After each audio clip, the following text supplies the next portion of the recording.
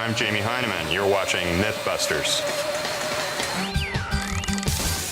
Coming up, can you get stuck to an airline toilet? Exposed butt cheek. There we go. Building a biscuit bazooka. Oh, no! Wow, that just went everywhere. The Leaping Lawyer, fact or fantasy? Scotty, I need power! You want more? More!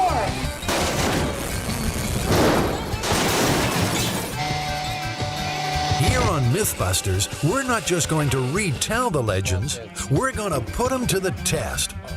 We're prepared to put our bodies on the line. Why should you trust these guys? Well, Jamie and Adam have over 30 years in model building, animatronics, and toy prototyping. They can build just about anything, and probably have. This is M5, my special effects shop. Come on in and have a look around. If we can't find what we need here, there's always Adam's junk collection. My cigarette dispenser.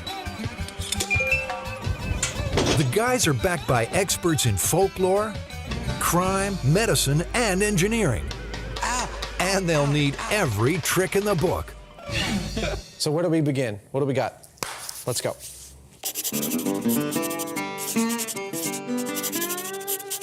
This story involves a large woman, an obese woman. Flying on an SAS flight from Europe. And as she was going along, she had to use the restroom. She flushed it while she was still sitting on the toilet. And it suctioned her down a little bit, and she was stuck. And they had to land a plane with her on the toilet. Where the air flight crews had to come and assist her to get off. What exactly are we going to need to test this? We have a vacuum pump that is pretty powerful. We have to create a large female posterior. Posterior, is that how we Posterior, we term? yes. Yeah, big ass, and we got to hang it over the toilet. Did you go to art school, Jamie? And I build real stuff. I don't know how to draw it. I get you know what's what, yeah? Huh? Yeah, I do. It could also be like a big leg of lamb cooking over a barbecue, though, with gas feed. That sounds kind of good. We got to rig a means of measuring how much pull down there is. To me, that means a big fish scale. We'll use a forklift. We'll hoist this big ass over the toilet, and we'll, with the hanging off the fish scale, we lower it on there, and then we turn the pump on, and then we raise the forklift and see how much suck the thing has before it lets go via the fish scale. And we're going to have to we're going to have to invent one, because that's a pretty big fish. This woman was like I guess it could have been a 300-pounder. In the aircraft market, we have approximately 13,000 vacuum toilets in operation on a daily basis. The toilet story broke in early 2001. First thoughts we had was that this was impossible. After initial confirmation by Scandinavian Airlines, Reuters and the BBC ran the story worldwide on wire and web. We were quite surprised how much press it did get.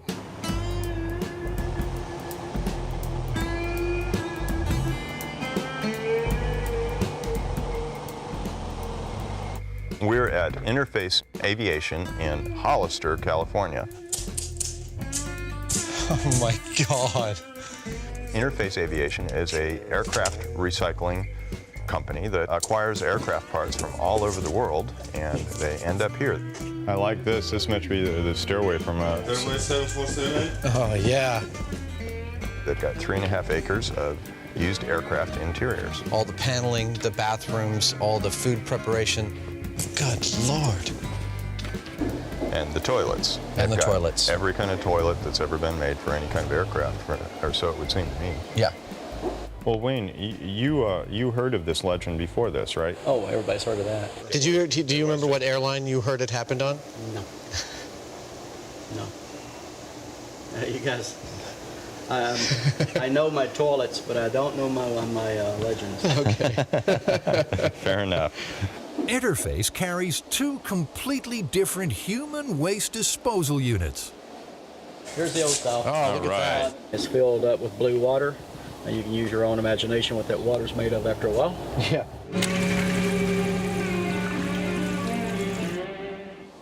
The average pressure here is exactly 0 Right. because you're just recycling out of a common tank. Right. The pressure should be 0. But if something, say a hairbrush, gets caught in the outlet valves while the aircraft is at altitude, Now we're talking. Okay, you see where I'm going here? Yeah. She could generate a differential in pressure. Yeah, easily. the greater pressure inside would actually be trying to push her through the hole. I hadn't That's thought of a that. scenario I Yeah. hadn't even thought about, but yes, it could. Yeah, well, let's see. It doesn't have the lid on it, but Yeah, what's the cheeks word here? Let's see. that theory of toilet terror has one problem. It could only happen at altitude. according to the legend and the information that we have, they said that the woman actually stayed on the toilet until they were on the ground. Well, that would rule out the pressure differential theory, Exactly. wouldn't it? Exactly. That leaves this vacuum unit. It has pressure at altitude and on the ground.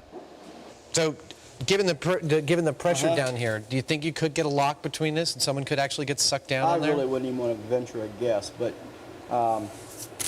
there is a suction, and if you cap that thing, there will be a lock. I mean, you know, that's just the way it works. Yeah. It looks like there is some airspace right here, too. And you said the average pressure there is only 3 psi? 3 is coming to mind.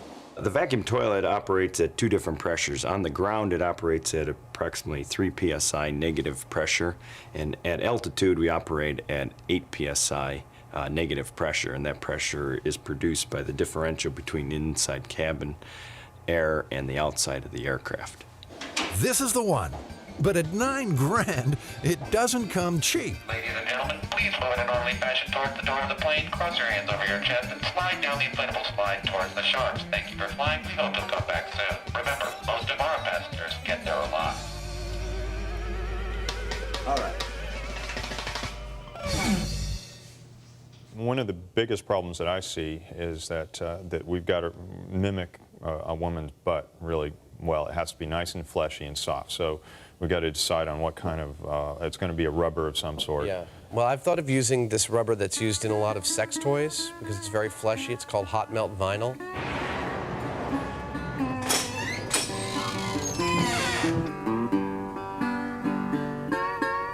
I'd like to see a sample of the hot melt vinyl you have. Is this a hot melt? Yeah, that's the one that's really sticky. That's the one that I like. This is the one that I want. But we are casting up a really large bottom. And we're going to stick it to an airline toilet seat that we have. So this is actually perfect. This is definitely the stuff. Yeah, it sounds right. I might want to buy as much as 10 gallons. So that comes in flesh or clear? Flesh, of course. Of course, yeah. Can I try on that butt head? You'd like to try the butt head? I would like to try the butt head. Absolutely. There you are, sir. Do I have to pull out the... All right. And now the transformation is complete. I come from the planet Butthead.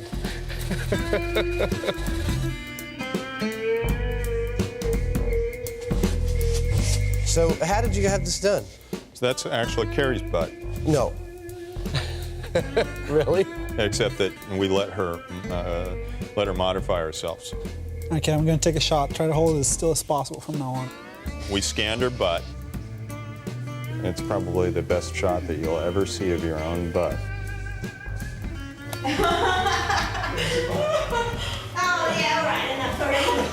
And then we took it up to the computer and used the freeform tool to enlarge it and put a lot of cottage cheese thighs in there, you know, the whole thing. It really looks great. It's a really, really nice... It really looks great. You like that? I'm looking forward to spanking it. I don't like this stuff because the melting temperature on it is real close to its flash point. A 300-pound butt requires some significant reinforcing. There's a science to making butts. Think of all the Twinkies that go into the actual production of something like this. We're doing in one night what most people spend a lifetime avoiding. We'll have to leave the butt to cool for 24 hours. Hope it works. We're trying to work out just how much suction an airline toilet really has. How are you building this strain gauge? This is what I had in mind. If we have our forklift here and we hook a line onto it, we go down to a pivot point and we have a bar that is on the pivot point. And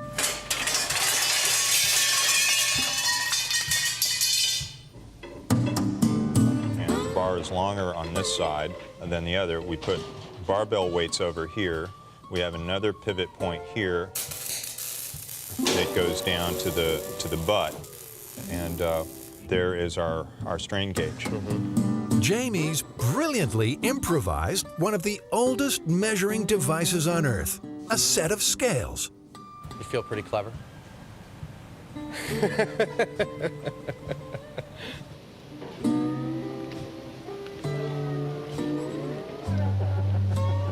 The other thing is, and this is actually not insignificant, you know, we've made an agreement not to damage this toilet, so we want to mount it in a way that it doesn't... Yeah, well, it's got mount points, good, strong ones. We might want to also, I don't know, come up on the sides or somehow do some other stuff to it to make sure that it doesn't strain here. I mean, this is definitely welded stainless. Well, that's why these things cost so much, is that it's all done to high specifications. I mean, look at the welds on these things.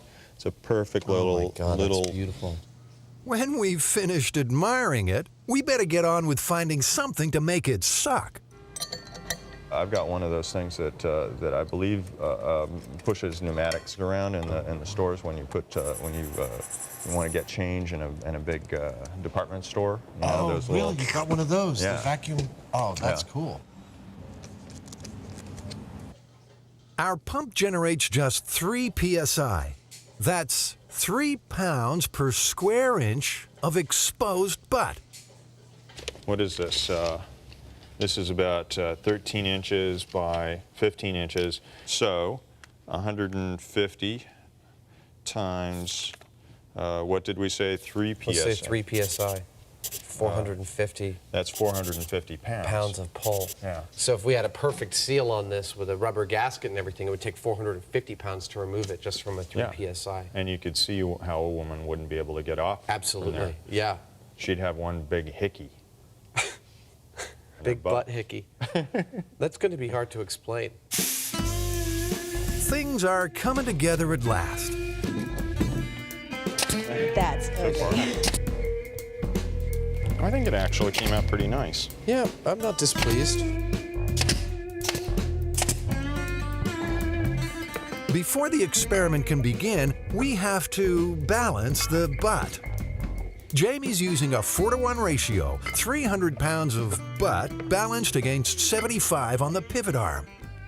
Okay, guys, we got some serious weight going on here, so never stand under anything at all. Keep your eye on what's going on. We don't know how much weight it's going to take before it rips. So we're going to turn on the pump. We're going to lower the butt into place. We'll see if we get any pressure on this. We'll let it take weight, and we'll slowly start to raise and see how much poundage it takes to remove Bertha from the toilet. Sounds like a plan. Contact.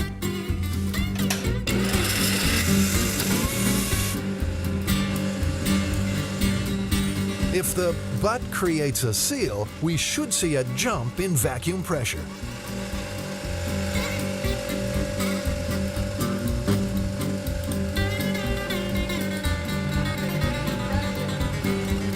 Okay, should I bring it up? We're still measuring around 3 psi. The toilet seat is preventing us from making a seal.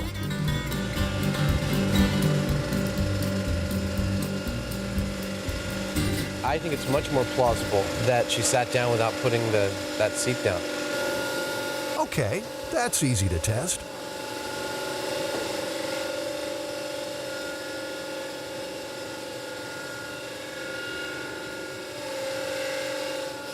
That's better.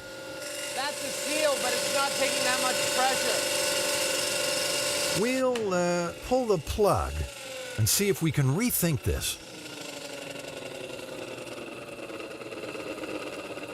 Well, we're getting a significant amount of suction out of the toilet, and the needle was bouncing more without the toilet seat on. And checking all the way around, we had a reasonable seal, but that air gap between the shroud and the bowl just prevented any real suction from occurring. This myth's starting to look decidedly shaky. These two lugs under the shroud have been preventing an airlock from forming. I believe myself that the toilets are designed to not seal. Right. Adam can sniff a conspiracy. Do you think they put that in after the myth, like as a response? No. Personally, I think we might want to try it without the shroud, just to see if there's actually enough suction, if there was a seal. Okay, contact. Down we come. All right, bring it on down. However unlikely, we want to cover the possibility that the victim's butt was so large it reached down and made contact with the bowl.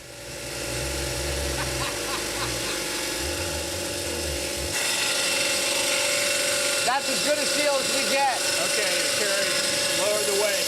Time to measure the suction. All right, here we go. Go! Keep going, all the way up.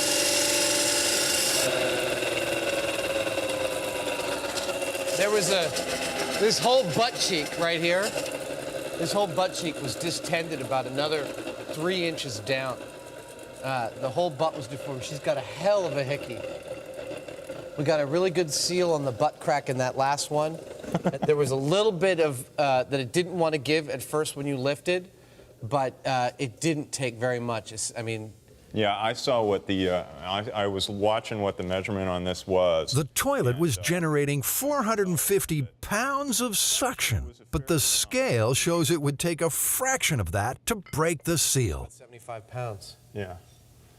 So, well, that and tells that's us. lifting straight up. I mean, that's just, I'd say a woman this large, I mean, she'd be able to, pull a cheek or move herself around a little bit and release the gap. I mean, we're talking, if someone really couldn't do that, we're talking someone maybe even twice this large. And then I'm not even sure they could fit in an airplane toilet. Yeah, I would agree. What's more, a properly functioning toilet creates suction for just 2 seconds. If something were to go inside the bowl and get stuck inside of there, the pressure is probably about twice as much as a normal shop vac that you would have at your home. As you can see, there's no damage to a person's hand if they do put it inside the bowl. And really all you do is get wet. Myth busted, and we're prepared to stake Adam's butt on it. Contact. All right, here we go.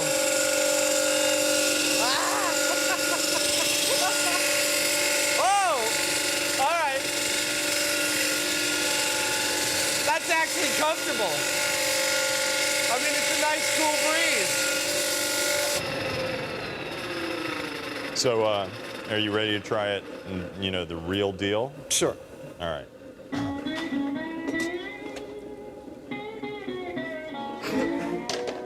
Now, what if you're hurt? Like, what if this starts to feel uncomfortable? You're gonna get. I'll take it gradually. If I feel things moving around that shouldn't be moving, All right. I'll disconnect. Because I can't hear you terribly well in there when I turn You'll the hear switch. the high pitched squealing.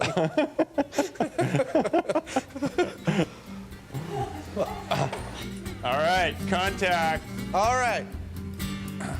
Exposed butt cheek. There we go.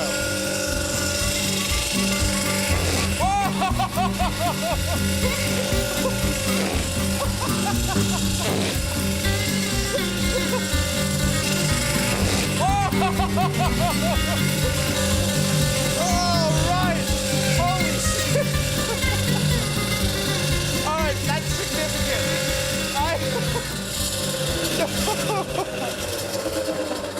Oh my gosh. Oh wow, that was really significant. That was All right. That was impressively significant amount of suction. The whole thing was vibrating with the pressure. We got up to 5 psi. Yeah, that was significant. I mean, I'm trying to talk scientifically. I was able to use my arms, but if I didn't have arms, I would not probably have been able to free myself. I'm not sure what we proved here, but at least it's good television. Another one bites the dust. Good work.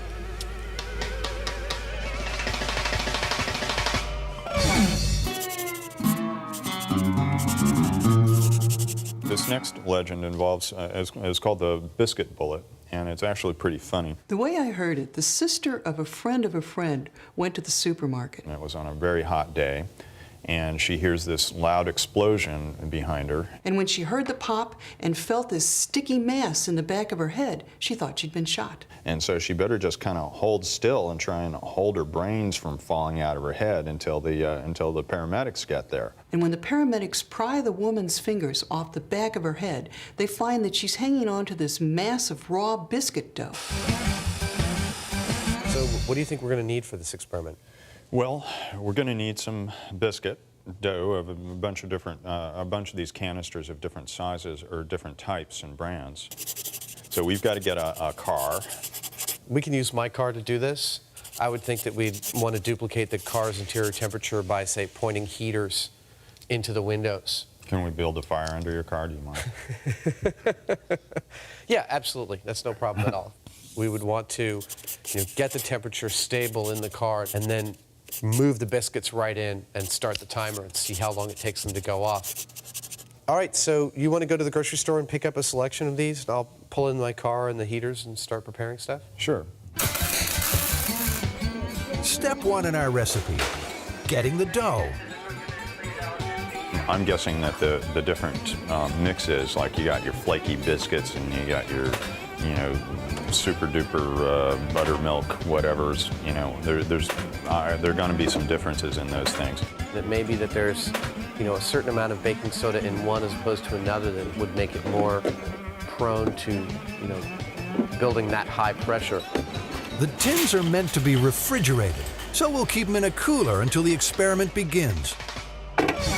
I had an idea that, it's not only the car's temperature, but potentially the freshness of the biscuits that might have contributed to their exploding.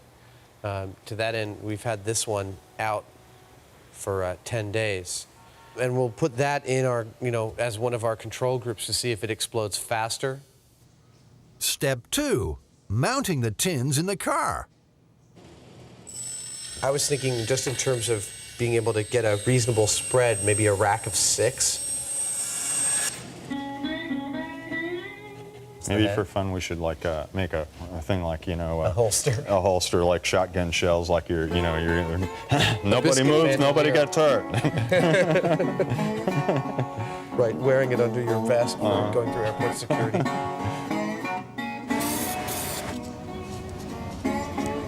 Step 3, determining the right baking temperature. So it's a rare sunny day in San Francisco. The skies look really clear, and it's 9 on the nose. We're going to place a thermometer in my car. We're going to check back in a couple of hours and see where we can get the temperature to. It's no coincidence that the biscuit bullet story first started making the rounds in the summer of '95, one of the hottest summers on record. So it's about 3 o'clock. The car's been sitting out here all day with the thermometer in it. Temperature's hovering right around 140 degrees. To ensure a consistent baking temperature, we're going to bring the car inside and heat it artificially.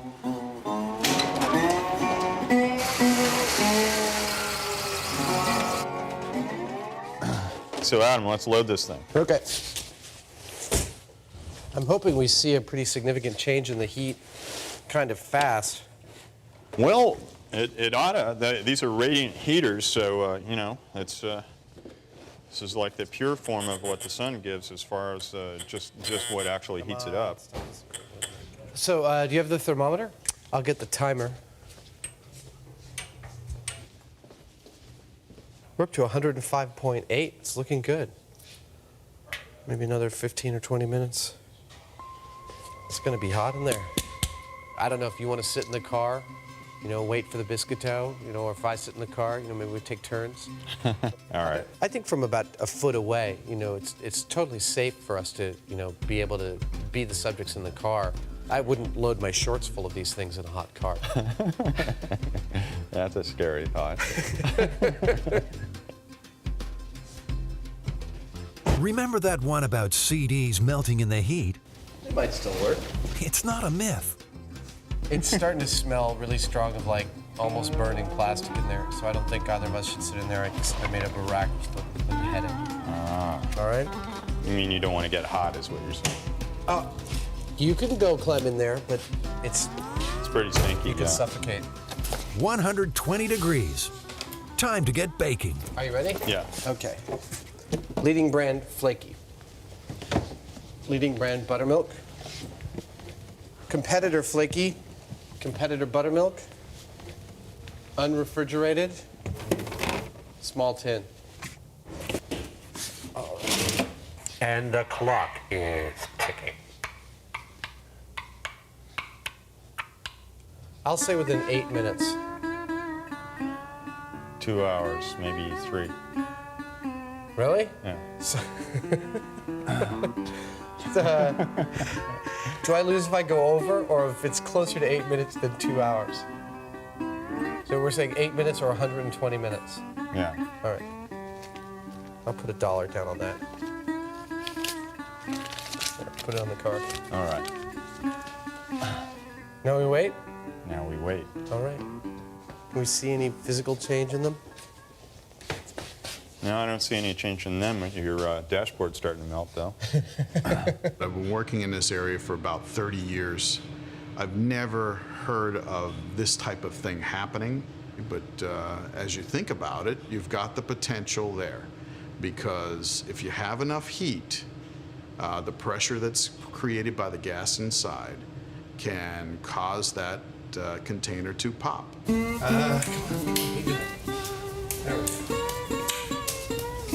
you think the flakies are going to go first or the buttermilks?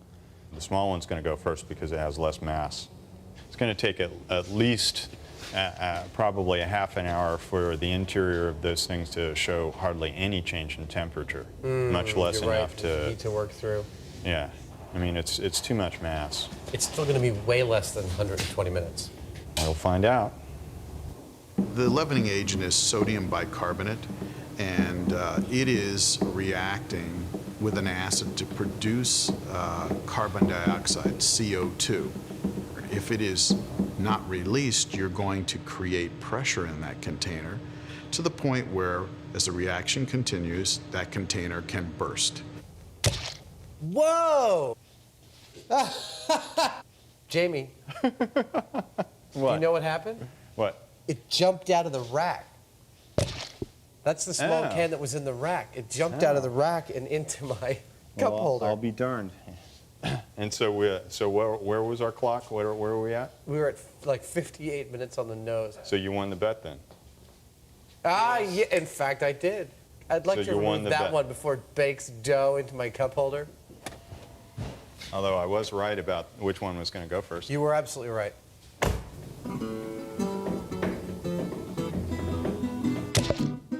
Whoa! That was kind of spectacular. I mean, we're missing a whole tin. I don't even see it in there. Adam, which tin was it? That was the unrefrigerated. That was the unrefrigerated flaky dough. Well, now, there you go. I mean, it blew the top right off of that thing. That was the unrefrigerated leading brand. I mean, this is stupefyingly boring, but, you know, things are blowing up in my car. What could be better, right? I can wait for that. I just want to see one. I don't want to have to review the videotape. I want to actually see one blow.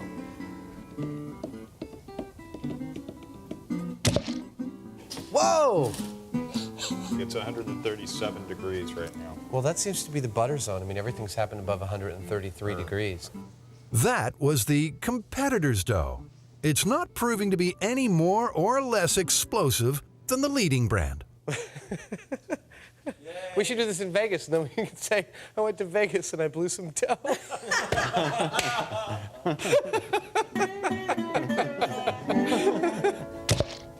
Oh, that's a spectacular one. Whoa. Ooh. Oh, man. I definitely could understand how you'd mistake this for brains. Here. What do I? No, I'm come not on. going to do Come on. anything with it. Well, no, feel it. Feel it. Agree with me. Yeah, it's definitely brains. Whoa! What, did another one go? I saw that. No. Yeah. Did it look it's cool? all over. Yeah, it's that one spewed. Oh, man. That one spewed pretty good. That tin is just, like, that one decimated. No, that one was pretty energetic. I saw what it like ricocheted off the back of your seat. Like really? Yeah, you can see bits of it. See that little speck that's left there? Yeah, totally. Yeah. That might be our smoking gun. The guys thought there might be a difference between flaky and buttermilk. Seems they're wrong again. That's cool. 208 minutes at 140.5 degrees. Oh, no! Wow. That just went everywhere. I mean, I just saw it vaporize. Look, it's in the front seat. Yeah, the whole can landed in the front seat. The whole can landed in the front seat, which means it had to come across this way, easily hitting the head. Yes, there can be accidents, but I've never heard of an accident like this. I wouldn't worry about being hurt. I may have a premature bursting of my container, but I wouldn't worry about wounds from shrapnel from my dough. Of course, I don't leave my groceries in a car at 140 degrees Fahrenheit or higher anyway, because there are other problems we can run into with food products and microorganisms. There you go. I mean, I think we've definitively proved that this is entirely not only plausible but possible. Yeah, we've under seen, the right circumstances. We've seen projectiles come out, like, actual biscuits. Yeah, that one entirely. fired almost 3 feet. Yeah, this one's kind of like a biscuit cannon, like a mortar. Exactly. I think without a doubt a can of biscuit dough has exploded in somebody's car. I mean, in a hot car, a can of biscuit dough will go off within 3 hours, 3.5 hours. This is something of a first for Mythbusters. We can show the myth is physically possible, but there's no hard evidence that it ever happened. I tried to track it down. I tried to find the friend of the friend. I couldn't do it. I tried to find the location where it actually happened. I couldn't. I looked for police reports. There were none. And the truth is, this didn't happen. There was no woman so stupid that she thought she was holding raw dough on her head. And that's kind of nice to know. All right, ready? Ready.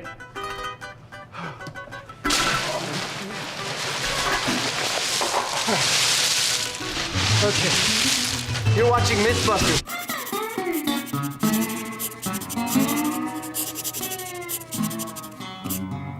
So, the falling lawyer. What's the story? Well, the story goes that there was a lawyer on the 24th floor of a high-rise. He was showing off his masculinity and his bravery in front of some kind of class. He'd bounced up against this plate glass window, maybe trying to, have some fun. And he did it repeatedly and had no problems. And then he did it again, and this time he simply went through. And down this guy goes, falling 24 floors from his office to the ground, and he promptly dies. Our task is to prove whether this is possible or not. So what are the elements we're going to need to replicate this? Well, we're going to need a pane of glass. We've got to build a mock-up body. We have to create some sort of a track and a means of loading this dummy body. We'll probably use some. I've got a bunch of surgical rubber tubing that we can make a big slingshot. Okay. And we'll have to also rig various ways of measuring, so we're consistent about it. How much force we're putting on him. Right. I mean, the figure we want to come up with is whether or not it's possible for a person running at a reasonable clip into the window has enough pounds of force behind him to actually break the window. The first reaction is complete disbelief, and then the second reaction is, well, I heard that happened in New York or Moscow or Hong Kong or something like that. It's just one of those stories that seems to have kind of gone around the world. with stories like that, you never really know if they're true. You never know if the kernel at the core is real or not. First, we need to decide what kind of track it is, whether we want. I'm thinking that we should roll it along the ground kind of track rather than hang it. You've got the great the dolly track with the skateboard wheels. Okay. That's got a really low friction.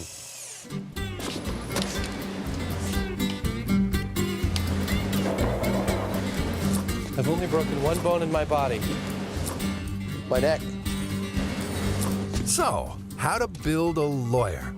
We're going to assume that this guy wasn't a fat cat. We'll make him, say, 160 pounds. Well, they're going to be about, call them 20 pounds apiece. They're 20 pounds each, so it's going to be it's going to be 8.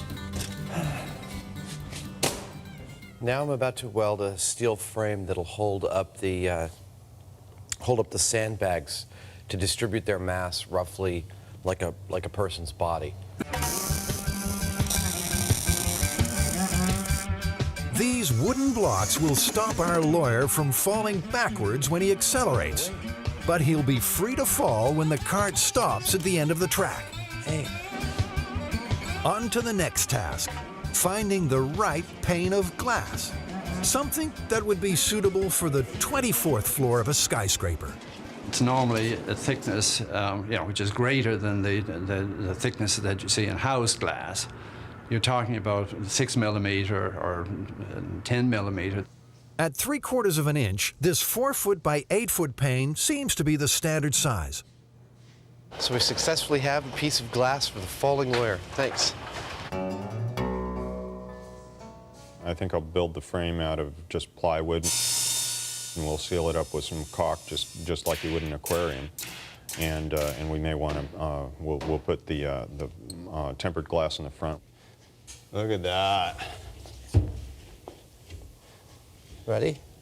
Yeah, okay. Oh, could have counted 3.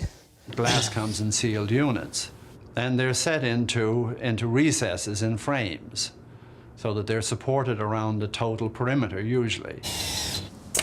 Our frame won't just support the glass, it'll also allow us to reproduce some of the forces at work inside tall buildings.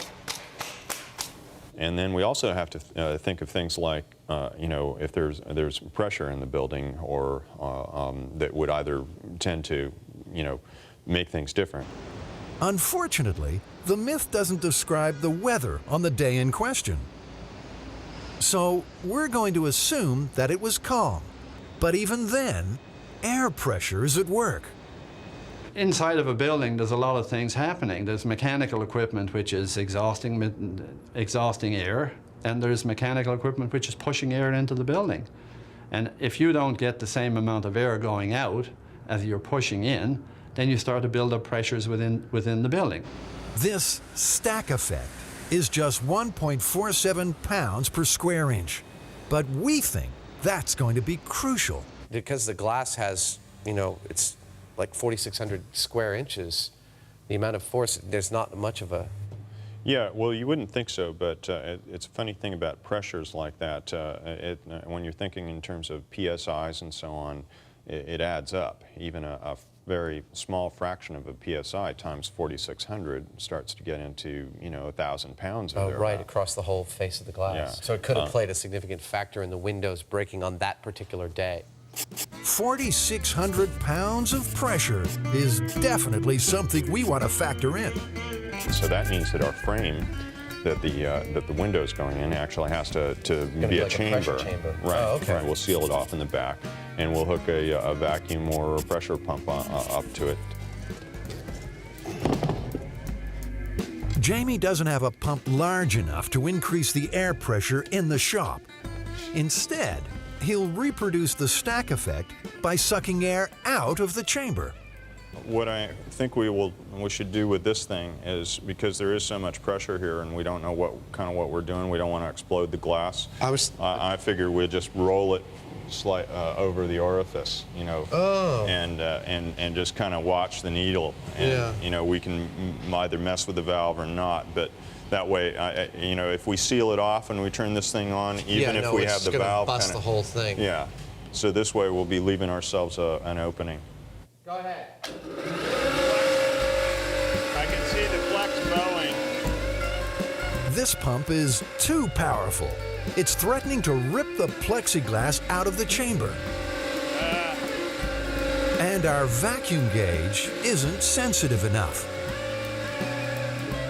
You know what I think we should do is that we should just rig our own gauge in terms of inches of water. I believe inches of water is going to be a lot more sensitive than inches of mercury because it's a lot lighter than what mercury is. I mean, it's literally, we put a tube in there, like a U-shaped tube. It's just like a barometer at home. And that's the kind of scale that we're dealing with is like, you know, barometric pressure. Right. It'll be an interesting thing for us to know. We just, with a tube of water, we'll get all the sensitivity we want. All right. So it should be about 4 inches of water for the minimum. No. Oh, yeah, you're right. So you're right. That's magnificent. We've rigged this leaf blower to suck. Hooked up to a variable switch, it should also be easier on the plexiglass. Armadillo. There we go. All right. You want it? Okay. I'll tell you when we're, let's see here. Oh, look at that. Oh, that's beautiful. We got sensitivity, baby. Keep going. A little more, a little more, a little more. Scotty, I need power. You want more? More. More. 3 inches of water. Yes. A little more. Ah, that's it. Is that it? That's it. 0.145 negative PSI. We've proved the principle. Now, with the addition of some glass tube, a scale, and food dye, we have a working gauge. Mr. Savage, if I could suggest that you put a drop of the coloring in there first.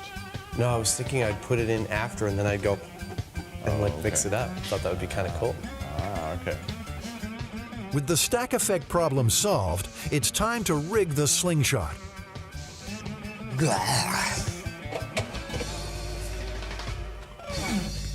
I won't let go.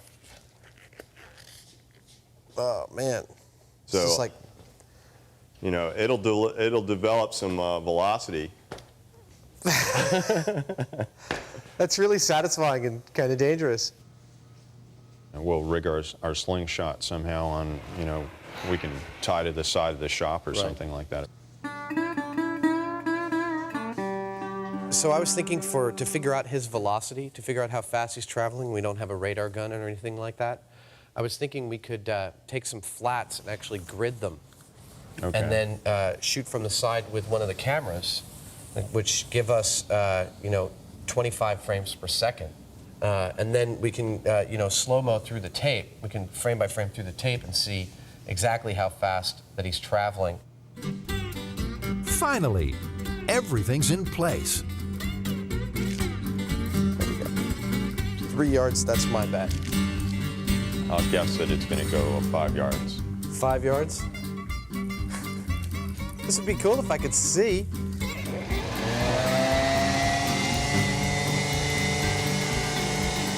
There Look we go. at that. All right, first run from 1 yard. Nothing.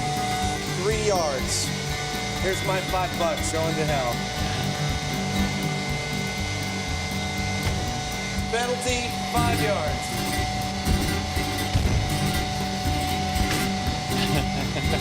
£160 at 3 miles per hour. Our lawyer just isn't cutting the mustard. We got 1 more yard. I think we're going to end up going to 2 bands. What do you think? I think we're going to end up going to 2 bands too.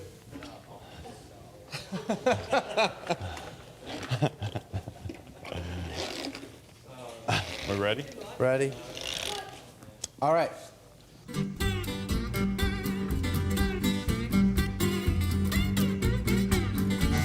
yards. Go. 3 yards. Go. Even with 2 elastic bands, our lawyer is still coming off second best. this is contacting here, and all of this is bowing backwards. Right. And as this comes in for a second, and then, you know, so it really is, all these things aren't really making contact. 5 yards. Here we go. Whoa! All right. Okay. There. Are you Yep. ready? Ready, and 2, 3, go! it is possible that it's not possible for a person to throw himself through the window. Entirely plausible, but We will make it through this I window. want to make it through the glass. But it may not be possible for a human to do that by himself. I'm Bruce Damara. I'm a reporter at the Toronto Star, and you're watching Mythbusters. So far, we haven't had much success getting our lawyer friend to smash the glass. But Jamie's working on a hunch. I'd be inclined to put all the steel bags, or all the sandbags up high. Yeah, exactly. I mean, starting Just- here. yeah. You know, 2, 4, 6, 8. Redistributing the weight up high will concentrate the impact. Something like... Meanwhile, our structural engineer is working on a different theory. Glass is an unpredictable material. And although we use it and we see it performing very well in thousands of cases, there are certain things which will cause it to act in a way we don't expect. All right, so this is 1 yard. 2, 3, go.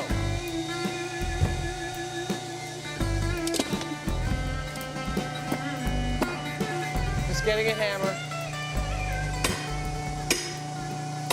If there's nicks in glass, it tends to cause what are called stress razors.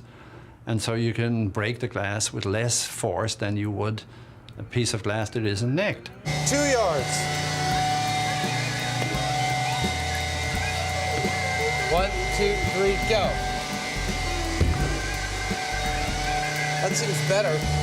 It's feeling pretty sturdy. Yeah. Probably 1,000 times, nothing will happen. But you're dealing with a very brittle material, and it doesn't give you any warning. It doesn't bend like steel. It doesn't bow like wood. It just goes kapump, and then you're out on the street. 3 yards. Ready? Ready. 2, 3, go. Yeah!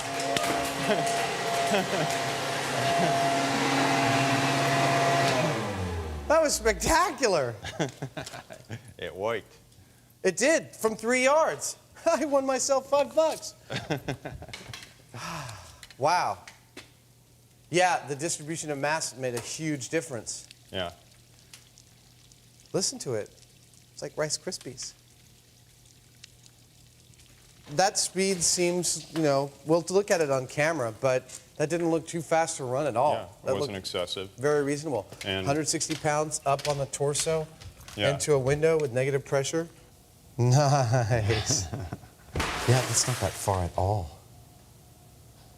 Our lawyer covered 10 feet in 1.8 seconds, which works out at 5.7 miles per hour. You jumped like the bat landed in your hair, dude. Even if it's double, the 7 miles per hour is well within a human's ability to run. And it seems totally possible with that pressure that he could have broken the window. I'd agree. It looked like probably the kind of speed I'd get up to if I was lunging at the wall. You know? Yeah, especially with only 3 yards of start. You know, it's only 9 feet. You can't really get up that fast. I think the final thing was that redistribution of the mass up top. I think that made all the difference. Yeah. I think the other rig was flexing way too much. This is absolutely a true story. It happened at this location, at this office tower behind us. The coroner who investigated the incident decided not to hold an inquest because it was such a freak accident, and it would be extremely rare to imagine someone else doing the same thing purposefully. That was fun? Yeah, that was fun. I like breaking things. Yeah, breaking things is cool. Yeah!